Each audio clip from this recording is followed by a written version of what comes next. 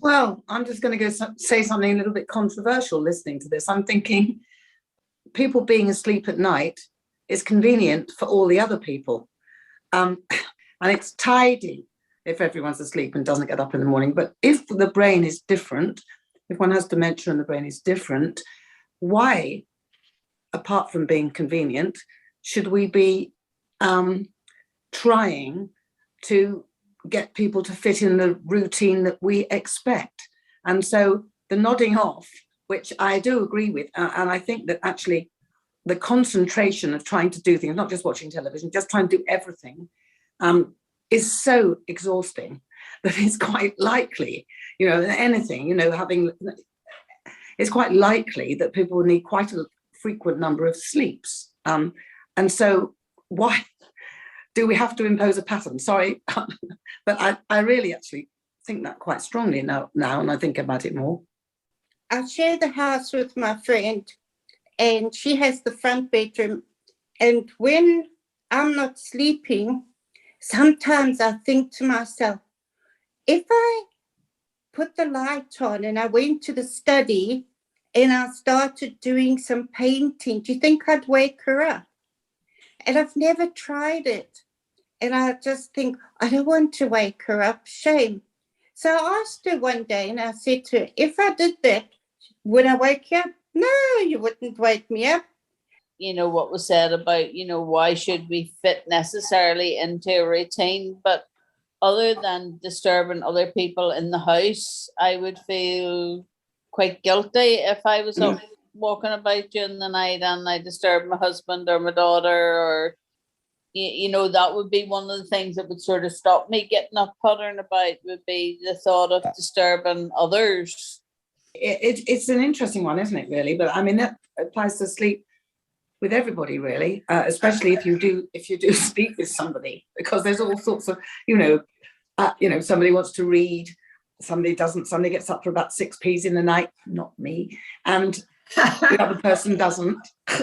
And, it's funny. I sometimes wonder if people are actually supposed to be in the same room together, in some, because it can be.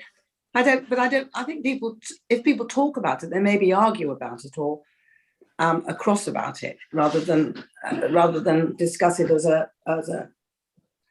as something they can be calm about and think about tactics. And maybe if you share a bedroom with somebody and you actually would rather not, if you are somebody with dementia and you feel that you want to, that might be difficult to say, because these things can be rejection, can be interpreted in different ways. So it's a tricky subject, Kathy, isn't it? It's very interesting, actually. I honestly don't know how I would broach the subject if I got to the stage and felt I need to move to a different room, or need my husband to move to a different room. I think I would find that quite a hard thing to say, because I wouldn't want it to be seen as rejection, or I don't want to be near you or with you, or, it's.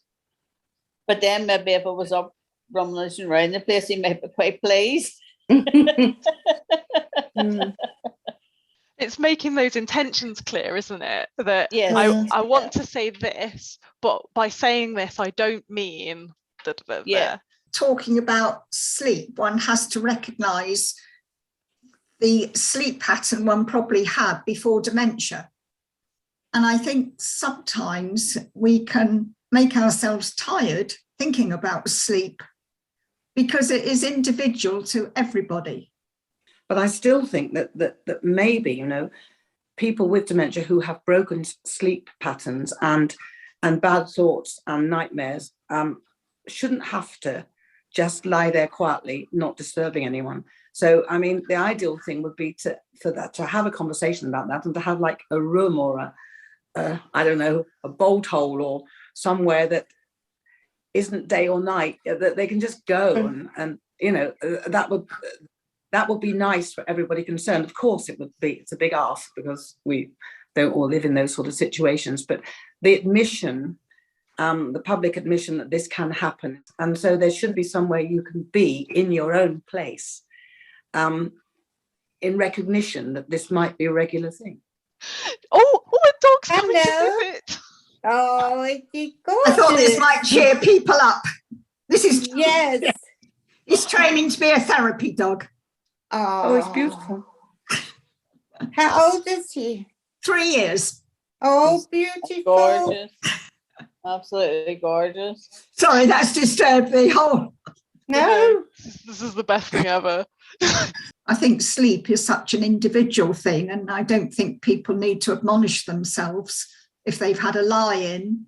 Perhaps we're hard on our sleep ourselves, and perhaps we tend to think there's a regular sleep pattern, which I don't think that there is, because it's so individual. But pain is one of the things that influences a lot of people at night time.